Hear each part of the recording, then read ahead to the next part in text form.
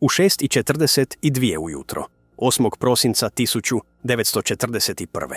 Dan nakon Pearl Harbora, 27-godišnji inženjer po imenu Jiro Horikoshi ušao je u Mitsubishijevu tvornicu zrakoplova u Nagoji i shvatio, s onom posebnom bistrinom čovjeka koji je upravo svjedočio potpunoj promjeni svijeta, da je zrakoplov koji je dizajnirao 4 godine sada u ratu.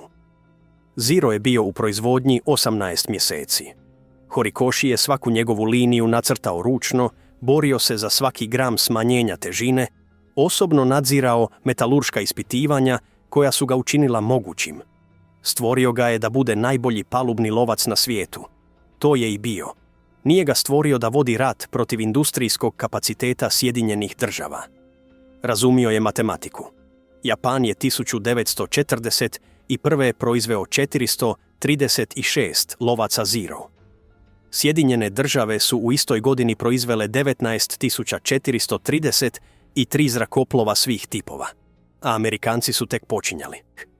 Ono što je uslijedilo tijekom sljedeće 4 godine bila je jedna od najdrskijih i, u konačnici, na propast osuđenih industrijskih kampanja u povijesti ratovanja.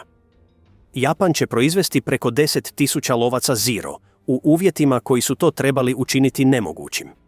Pod blokadom, pod bombardiranjem, pod sustavnim uništavanjem opskrbnih lanaca i tvornica o kojima je zrakoplov ovisio. Učinili bi to premještanjem tvornica u podzemlje, raspršivanjem proizvodnje na stotine malih radionica, kanibaliziranjem civilne industrije dok više nije bilo ničega što bi se moglo iskoristiti. Proizveli bi 10.000 zrakoplova. I to ne bi bilo dovoljno. Horikoshijev problem 1937. godine, kada mu je carska japanska mornarica predala specifikaciju koja će postati Zero, bila je težina. Mornarica je željela palubnog lovca koji bi mogao letjeti 500 km na sat, te onda popeti se na 3000 metara za manje od 3,5 minute, nositi 2 topa od 20 mm i 2 strojnice od 7,7 mm, imati dolet od preko 3000 km s dopunskim spremnicima goriva i manevrirati pri malim brzinama bolje od ičega što bi kinesko zrakoplovstvo ili očekivani saveznički protivnici mogli suprotstaviti. Željeli su sve to od jednocilindričnog zrakoplova dovoljno laganog za operacije s nosača zrakoplova. Specifikacija je prema inženjerskim standardima iz 1937. bila nemoguća. Svaki njezin element zahtijevao je kompromise koji su bili u suprotnosti sa svim ostalim elementima. Veliki dolet zahtijevao je gorivo. Gorivo je zahtijevalo spremnike. Spremnici su zahtijevali konstrukciju. Konstrukcija je zahtijevala težinu. Težina je ubijala brzinu i brzinu uspinjanja. Oklop je štitio pilota. Oklop je bio težak. Samo brtveći spremnici goriva sprječavali su požare. Samo brtveći spremnici bili su teški. Svaki lovac u službi bilo kojeg ratnog zrakoplovstva na svijetu napravio je te kompromise i dobio zrakoplov koji je bio sposoban u nekim segmentima, a manjkav u drugima. Horikoshi je odbio kompromise. Radio je za Mitsubishi od diplome na Tokijskom carskom sveučilištu 1927. godine. Proučavao je dizajn zrakoplova u Njemačkoj i Americi. Dizajnirao je lovce koji su bili odbijeni, modificirani, poboljšani i ponovno odbijeni u procesu mornaričkih specifikacija koji je točno znao što želi, ali nije bio siguran može li tako nešto postojati. Imao je 32 godine kada je stigla specifikacija za Zero. Nije bio arogantan. Bio je precizan, što je sasvim druga stvar, i identificirao je rješenje do kojeg nitko drugi nije došao, jer je zahtijevalo prihvaćanje inženjerskog rizika, koji je konvencionalni dizajn zrakoplova izričito izbjegavao. Rješenje je bilo u materijalu. Sumitomo Metal Industries razvio je aluminijsku leguru nazvanu Extra Super Duralumin s oznakom 7075, koja je bila znatno čvršća po jedinici težine od legura korištenih u standardnoj konstrukciji zrakoplova. Također je bila krtija, podložnija zamoru materijala, teža za obradu i nikada se nije koristila u serijskim zrakoplovima. rizik nije bio teoretski. Ako bi legura popustila pod borbenim opterećenjem, otkazala bi katastrofalno. Pilot nije imao upozorenja niti mogućnosti za oporavak. Horikoshi ju je ipak odabrao. Koristio je ekstra superduralumin u konstrukciji Zeroa, gdje god je omjer čvrstoće i težine opravdavao rizik. Uklonio je oklopnu ploču iza sjedala pilota. Uklonio je samo mrtveće obloge spremnika goriva. Dizajnirao je konstrukciju s tolerancijama koje su zahtijevale razinu proizvodne preciznosti kakva se od japanske industrije 1937. nikada nije tražila. Dizajnirao je poklopac kabine kako bi pilotu omogućio neometano vidno polje od 360 stupnjeva, što je zahtijevalo konstrukcijsko rješenje koje je istovremeno povećalo složenost i smanjilo težinu. Kontradikcija koju je riješio geometrijom, a ne materijalima. Prototip je poletio 1. travnja 1939. godine. Ispunio je točno ono što je specifikacija zahtijevala. Ne približno. Točno. Mornarički testni piloti koji su letjeli na njemu vratili su se s izvještajima u kojima su koristili riječi koje japanski testni piloti nisu uobičajeno koristili za japanske zrakoplove. No, koristili su riječi koje se mogu prevesti kao izvanredno i bez presedana. Zero se penjao brže, okretao oštrije, letio dalje i nosio više naoružanja od bilo čega u svojoj težinskoj kategoriji s čime se itko od njih susreo. Mornarica ga je odmah prihvatila. Mitsubishi je započeo proizvodnju 1940. godine. Zrakoplov, koji će američki piloti s vremenom prozvati Zero, koji je mornarica označila kao A6M, a japanski piloti zvali Reisen, 0 lovac, ušao je u borbu iznad Kine u kolovozu 1940. Tijekom prve 2 godine svog operativnog vijeka bio je praktički nepobjediv u uvjetima u kojima je korišten. Iznad Kine je vršio zračne ophodnje, pratio bombardere, borio se protiv kineskih lovaca i ostvario omjere pobjeda i gubitaka koje su mornarički stratezi iskoristili za izgradnju cijele doktrine temeljene na pretpostavci zračne nadmoći. 13 uzastopnih pobjeda u prvom okršaju, 0 gubitaka. Do prosinca 1941.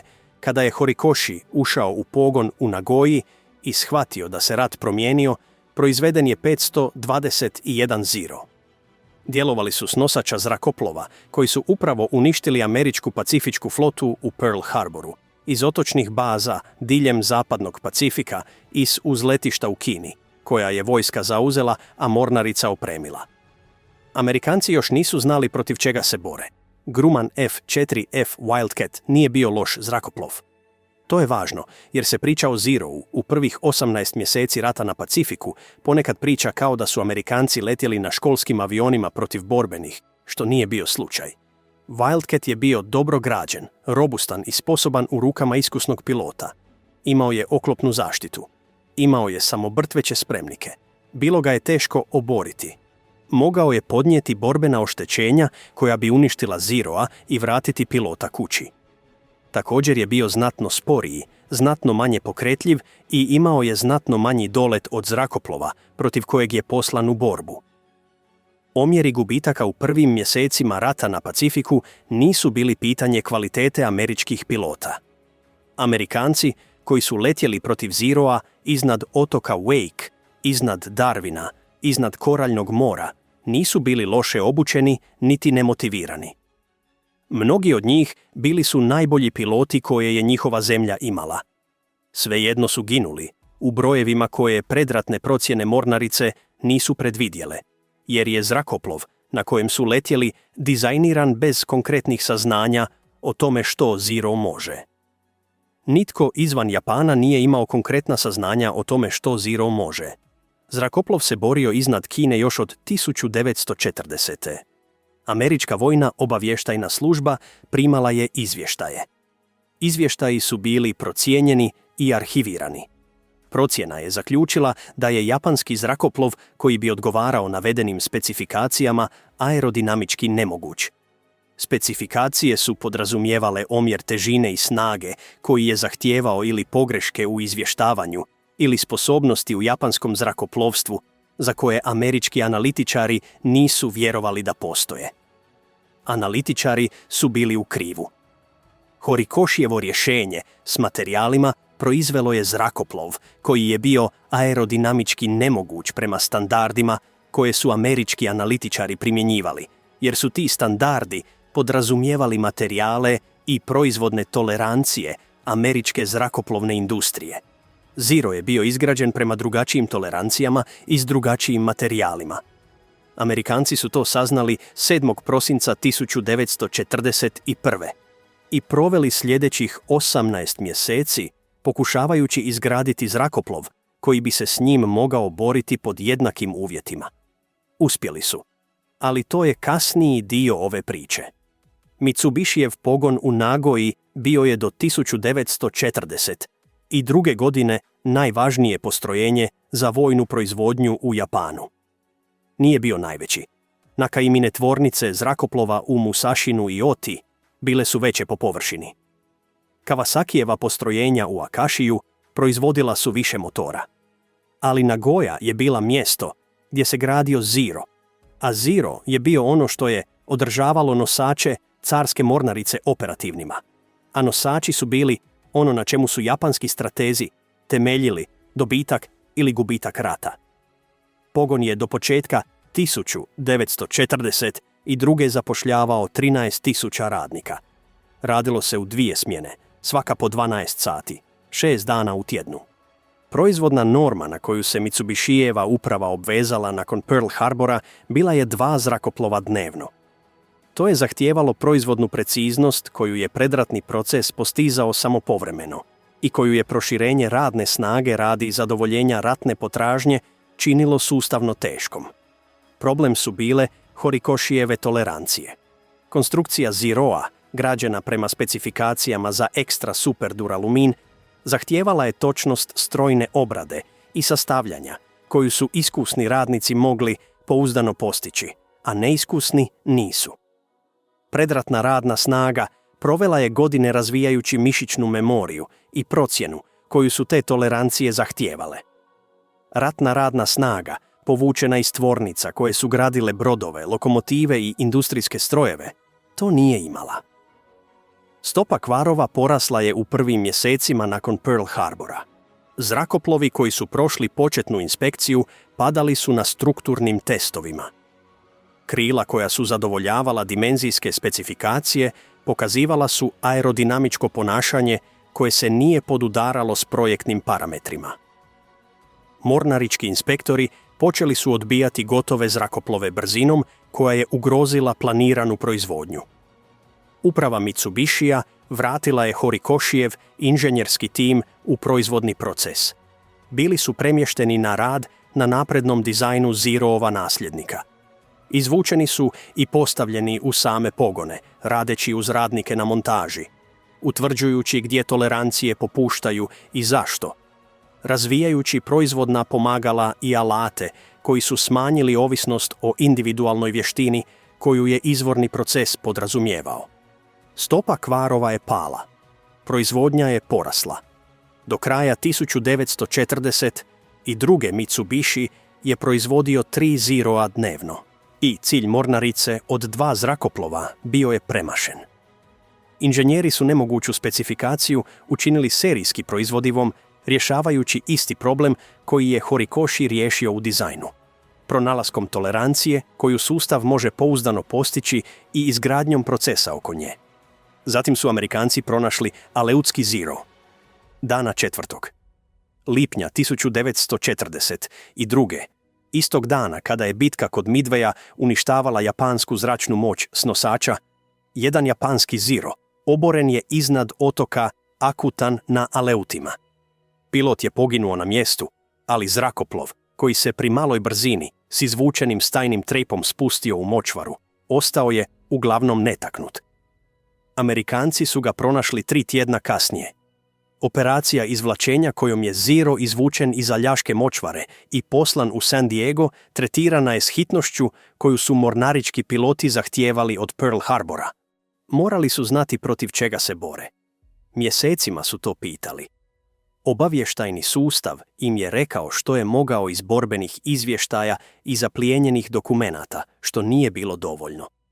Sada su imali zrakoplov. Mornarički testni piloti letjeli su na njemu protiv svakog lovca u američkom arsenalu. Rezultati su potvrdili sve što su borbeni izvještaji opisivali i dodali pojedinosti koje izvještaji nisu mogli pružiti. Radijus okretanja Zeroa pri malim brzinama bio je manji od bilo čega s čime su se američki piloti susreli.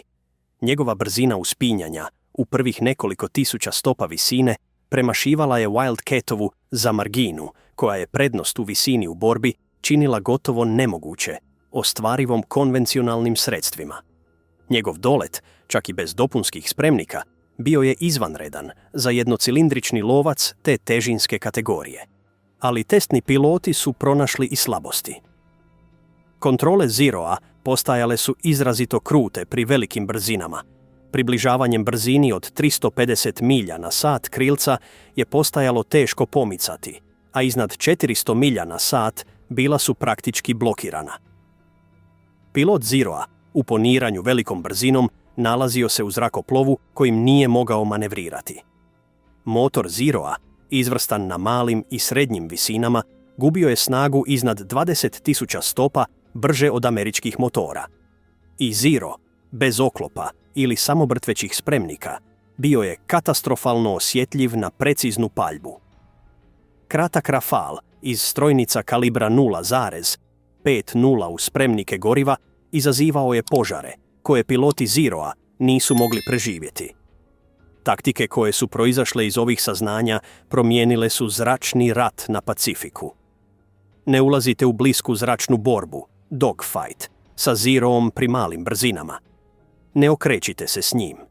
Napadajte s visine, pucajte i poniranjem se udaljite. Koristite krutost kontrola Zeroa protiv njega. Prisilite ga na veliku brzinu i on postaje drugačiji zrakoplov, onaj s kojim se američki piloti mogu nositi. Tash Weave, borbena tehnika koju je razvio kapetan frigate Jimmy Tash na temelju borbenih izvještaja, postala je standardna doktrina. Napadi s velikih visina, timska taktika, korištenje nadmoćne radiokomunikacije i kontrole lovaca kako bi se američki zrakoplovi postavili tamo gdje su prednosti Zeroa neutralizirane. Američki proizvođači zrakoplova počeli su proizvoditi avione koji će provoditi ove taktike. Grumman F-6F Hellcat, dizajniran uz izravan doprinos pilota koji su se borili protiv Zeroa i inženjera koji su proučavali zrakoplov Sakutana, ušao je u proizvodnju u siječnju 1943. a u borbu u rujnu iste godine. Bio je teži od Zeroa, manje pokretljiv pri malim brzinama, ali brži, snažniji, bolje oklopljen, lakši za proizvodnju i u rukama obučenog američkog pilota koji je slijedio novu doktrinu, dosljedno smrtonosan za zrakoplov koji je Horikoshi izgradio. Japan je morao odgovoriti. Japan je morao proizvoditi. Japanski mornarički stratezi razumjeli su matematiku do sredine 1942. čak i prije Midwaja. Kod Pearl Harbora mornarica je napala sa 420 zrakoplova sa 6 nosača. Midway ih je stajao 220 i 8 zrakoplova i 4 nosača u 4 minute napada obrušavajućih bombardera. Sila nosača zrakoplova, koja je bila instrument japanske strateške ambicije na Pacifiku, svedena je u jednom okršaju na obrambenu sposobnost. Zrakoplovi koji su bili oruđe te sile trošeni su u borbi brzinom koja je premašivala sposobnost proizvodnog sustava da ih zamijeni. Japan je 1940 i druge proizveo 2935 lovaca Zero. Amerika je proizvela 47.836 zrakoplova svih tipova. Omjer je bio otprilike 16:1 i rastao je. Američki proizvodni sustav, koji je od 1940. pretvarao civilne industrijske kapacitete u vojne svrhe, dostizao je svoj ratni vrhunac. Japanski proizvodni sustav, koji je radio punim vojnim kapacitetom otkad je rat u Kini počeo 1937. imao je manje prostora za rast i manju industrijsku bazu na kojoj bi rastao. Problem sirovina bio je trenutan i strukturalan. Japan je prije rata uvozio 88% nafte, 79% željezne rude i 100% boksita za aluminij. Strateška računica koja je pokrenula ekspanziju u jugoistočnu Aziju bila je upravo ova: zauzeti naftna polja nizozemske istočne Indije, kaučuk Malaje, boksit s Filipina i ograničenje sirovina nestaje. Kocka se isplatila u prvih 6 mjeseci. Sirovine su tekle. Proizvodne linije su radile. Ali brodovlje koje je prevozilo sirovine s okupiranih teritorija do japanskih matičnih otoka bilo je uništavano. Američke podmornice pronalazile su rute konvoja i napadale ih sa sve većom učinkovitošću, kako je rat odmicao. Godine 1942. američke podmornice potopile su 180 japanskih trgovačkih brodova. Godine 1943. potopile su 296. Godine 1944. potopile su 492. Boksit, koji je Japanu bio potreban za taljenje aluminija, koji je postajao konstrukcija Zeroa, nalazio se na brodovima koji su bili na dnu Pacifika. Planeri proizvodnje pronašli su djelomično rješenje, a to je bilo korištenje manje aluminija po zrakoplovu. Već i onako tanke strukturne margine Zeroa pomaknute su još dalje.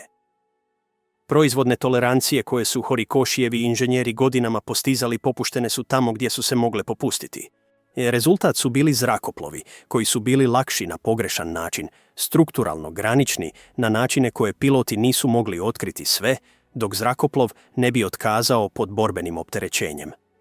A onda su stigli bombarderi. B-29. Super Fortress nije bio spreman 1943. godine.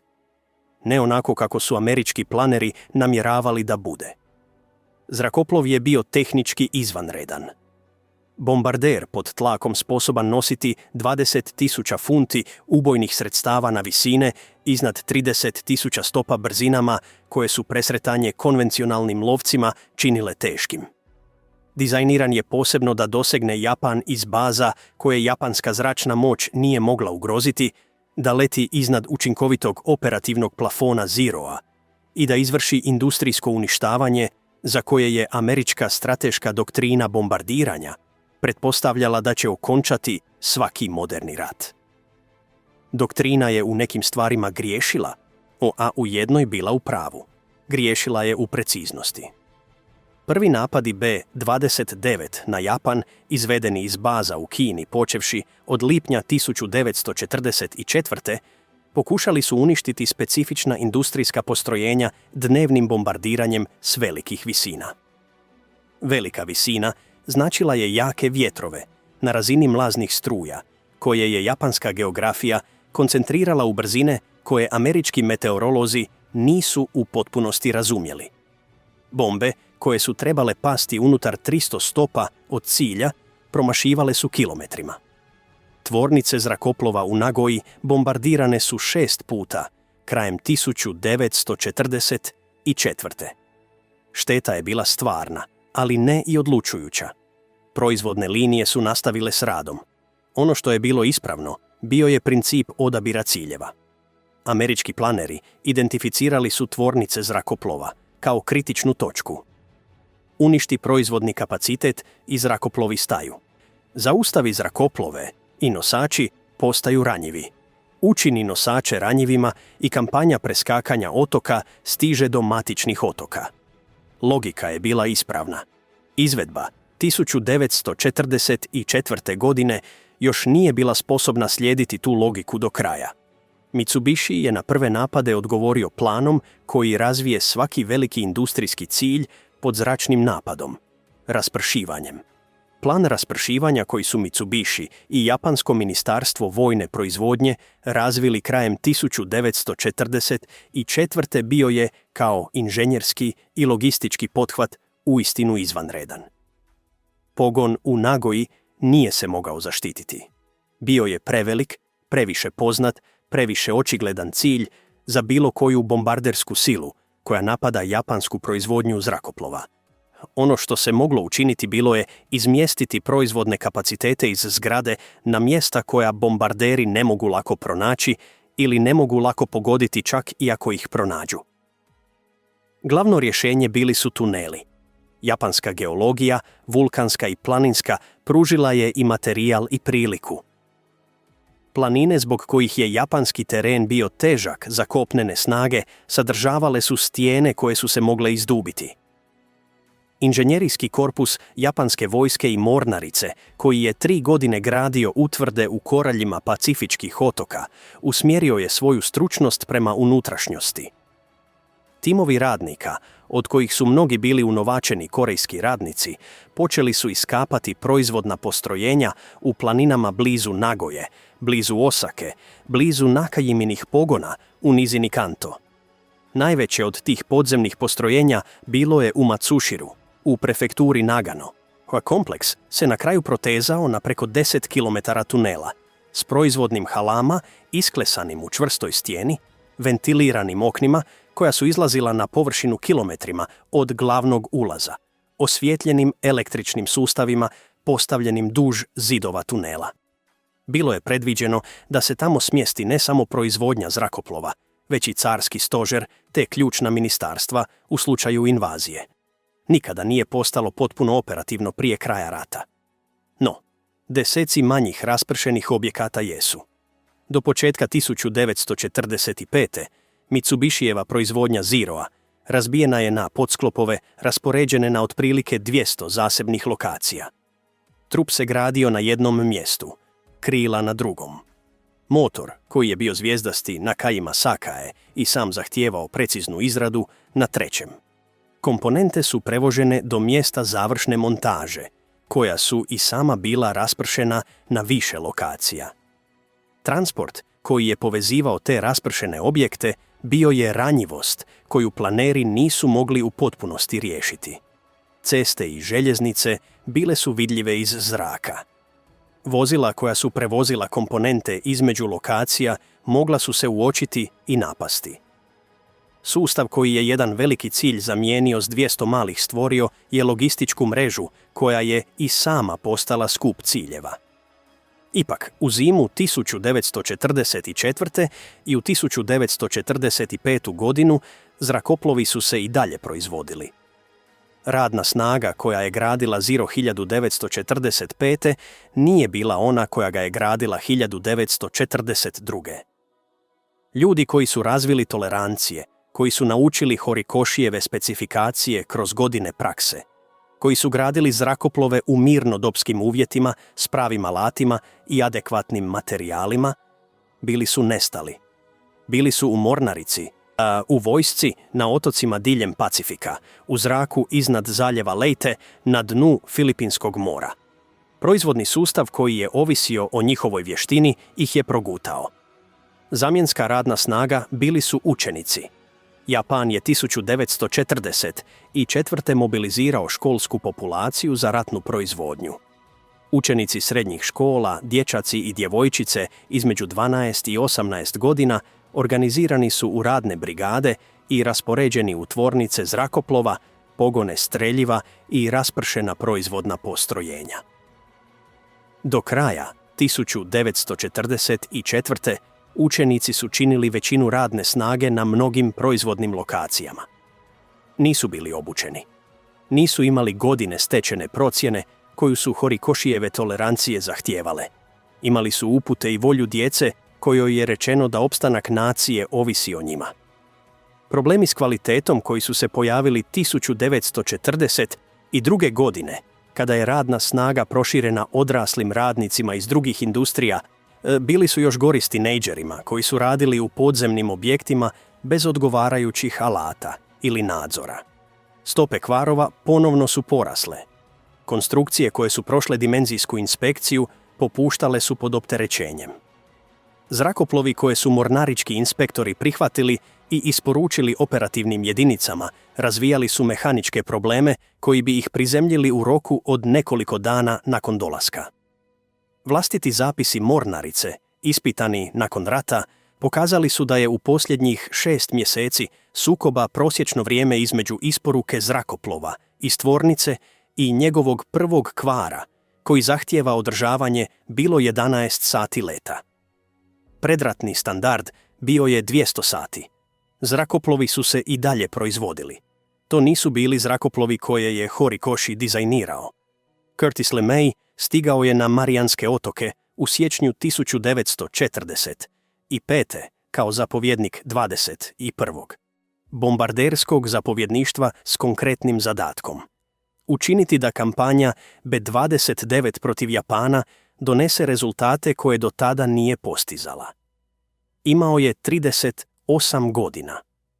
Zapovjedao je zračnom kampanjom protiv Njemačke iz Engleske. Razvio je formacije borbenih kutija, koje su smanjile gubitke bombardera u napadima na Europu. Nije bio čovjek koji je prihvaćao operativni neuspjeh kao trajno stanje. Problem s napadima B-29 na Japan bila je visina. Vjetrovi mlazne struje iznad Japana na 30.000 stopa bili su brži i promjenjiviji nego što su američki meteorolozi izmjerili na bilo kojem drugom bojištu. Točnost bombardiranja s te visine u takvim uvjetima nije bila vojni problem koji je upornost mogla riješiti. Fizika nije odgovarala. LeMay je promijenio fiziku.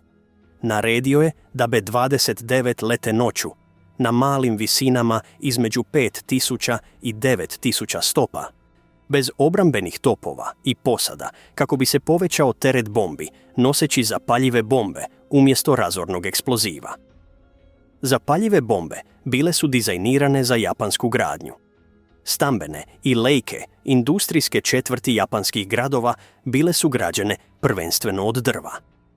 Zapaljive bombe bačene s male visine u dovoljnoj gustoći stvarale su požare koji su se širili brže nego što su sustavi za gašenje mogli reagirati. Prvi niskovisinski zapaljivi napad pogodio je Tokio u noći 9. ožujka 1945. Izgorjelo je 16 četvornih milja grada. 80.000 ljudi poginulo je u vatrenoj stihiji. Rijeka Sumida tekla je crvena. Bombarderi koji su se vratili na Marijanske otoke imali su pepeo na trupovima s visine od 5.000 stopa. Misija je izvedena ispod praga učinkovite japanske protuzračne obrane. Noć je učinila bombardere nevidljivima za lovce bez radarskog navođenja. Olakšani zrakoplovi, noseći dvostruko veći teret bombi od onog na velikim visinama, prekrili su ciljano područje takvom gustoćom požara koju nikakva vatrogasna služba nije mogla svladati. LeMay je sljedeće noći poslao 300 zrakoplova na Nagoju. Mitsubishijeva tvornica nije bila stambena četvrt. Imala je armirano-betonske strukture i zgrade s metalnim okvirima koje zapaljive bombe nisu mogle spaliti onako kako su gorjeli drveni kvartovi. Ali grad oko tvornice, stanovi za radnike, prometne mreže, električne trafostanice, vodovodne cijevi koje su napajale industrijske sustave za gašenje požara, sve je to izgorjelo. A onda su se B-29 vratili. Plan raspršivanja spasio je proizvodne brojke. Ovo je odgovor na pitanje koje postavlja naslovna slika ovog videa i vrijedi ga precizno izreći. Japan je proizveo 10.000 lovaca Zero unatoč američkom bombardiranju, jer u vrijeme kada je bombardiranje postalo sustavno razorno početkom 1945. proizvodnja više nije bila u zgradama koje su bombardirane. Mitsubishijeva tvornica u Nagoji oštećena je u ožujskim napadima i ponovno u svibnju. Šteta je bila ozbiljna. Proizvodnja u glavnom pogonu pala je na zanemarive razine do lipnja 1945. No, mreža za izradu dijelova, 200 raspršenih objekata, podzemne radionice, školske dvorane pretvorene u proizvodne hale, seoske radionice koje su proizvodile komponente u selima koja nijedan američki planer nije zabilježio, nastavile su s radom. Ti dijelovi bili su nedovršeni zrakoplovi. Završna montaža zahtijevala je alate i prostore koje raspršeni sustav nije mogao u potpunosti replicirati u podzemnim tunelima ili preuređenim školama. Komponente su se gomilale na raspršenim skladištima čekajući montažne kapacitete koji su uništavani brže nego što su se mogli obnoviti. Do srpnja 1945. Japan je imao oko 9.000 zrakoplova u skladištu, od čega su otprilike 4.000 bili operativni lovci, povučeni iz borbe strateškom zapovjedi. Čuvani su za invaziju, za koju su i američki i japanski planeri vjerovali da dolazi. Invazija na Kjušu bila je zakazana za studeni.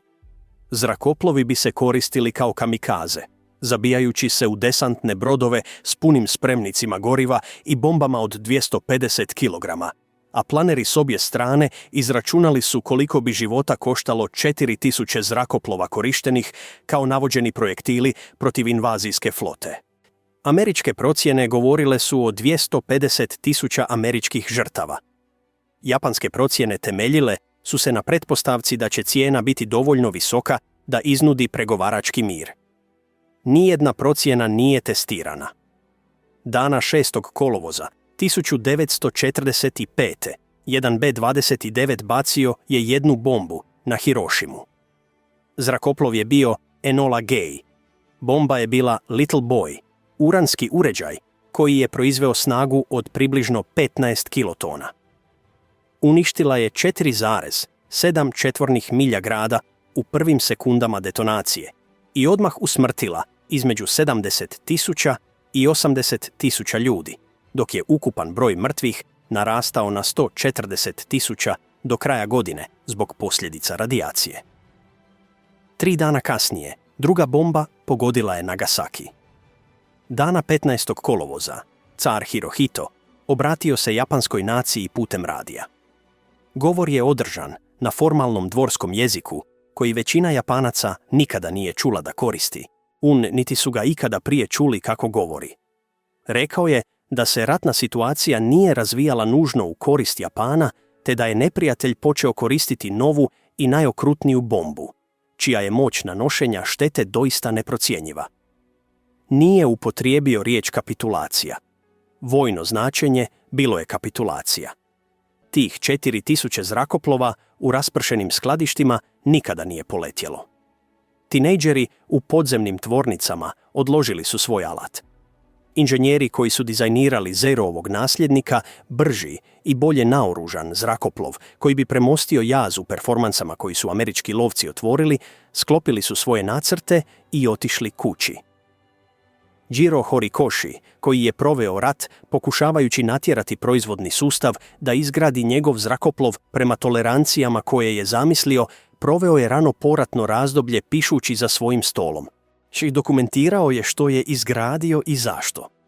Rukopis će s vremenom biti objavljen kao Orlovi Mitsubishija, tehnički i osobni prikaz dizajna Zeroa, koji je postao primarni povijesni zapis o tome kako je 32-godišnji inženjer u Nagoji proizveo zrakoplov, koji najveća mornarica u povijesti nije uspjela otkriti niti predvidjeti. Živio je do 1982. godine. Doživio je da zrakoplov koji je dizajnirao postane tema muzeja i dokumentaraca, pa čak i filma Hayao Miyazakija. Vidio je kako Japan obnavlja svoje industrijske kapacitete, usmjeravajući kulturu precizne proizvodnje koja je izgradila Zero u automobile, elektroniku i fotoaparate koji su dominirali mirnodopskim tržištima. Vidio je što mogu proizvesti preciznost i spremnost na prihvaćanje inženjerskog rizika koji su svi drugi smatrali nemogućim. To je znao i ranije. Između 1940. i 1945. kvoti proizvedeno je 10.430 lovaca Zero. Taj broj nije značajan zato što je bio dovoljan, već zato što nije trebao biti moguć. Japanska industrijska baza, ograničenja u sirovinama, manjka radne snage i sustavno uništavanje proizvodnih pogona američkim bombardiranjem trebali su rezultirati daleko manjim brojem. Plan raspršivanja, podzemna postrojenja, đačke radne brigade i svjesno žrtvovanje kvalitete radi kvantitete u posljednjoj godini održali su rast broja iznad onoga što su predviđale procjene američkih planera. Nije bilo dovoljno. Američki proizvodni sustav, radeći punim ratnim kapacitetom, proizveo je 300.000 zrakoplova između 1941. i 1945. Omjer nije bio 16:1. Do kraja rata bio je bliži 30:1. Istovremeno se povećavao jaz u kvaliteti. Hellcat, koji je ušao u borbu 1943. šiletio je brže od Zeroa na svakoj visini iznad 15.000 stopa.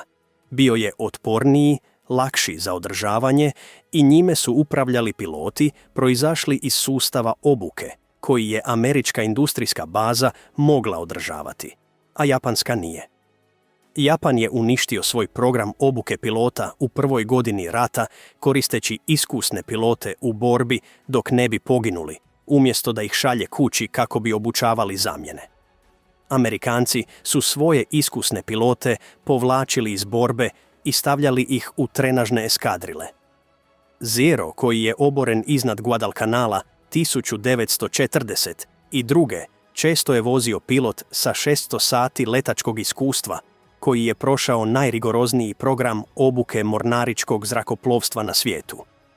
Zero, koji je oboren iznad Okinave 1945. često je vozio pilot s 40 sati letačkog iskustva, kojem je rečeno da ne mora naučiti sletjeti.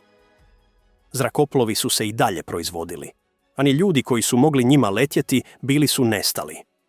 Horikoshi je izgradio izvanredno oružje. Sustav koji ga je koristio trošio je ljude koji su njime mogli upravljati brže nego što je bilo koja proizvodna linija mogla nadoknaditi. Tih 10.000 zrakoplova stoji u povijesti kao spomenik onome što industrijska improvizacija, inženjerska preciznost i radna snaga koja je uključivala djecu koja rade pod svjetiljkom u planinskim tunelima mogu proizvesti kada je alternativa nacionalni poraz. Nije bilo dovoljno. Bilo je više nego što je trebalo biti. A izgradio ga je čovjek koji je 1937.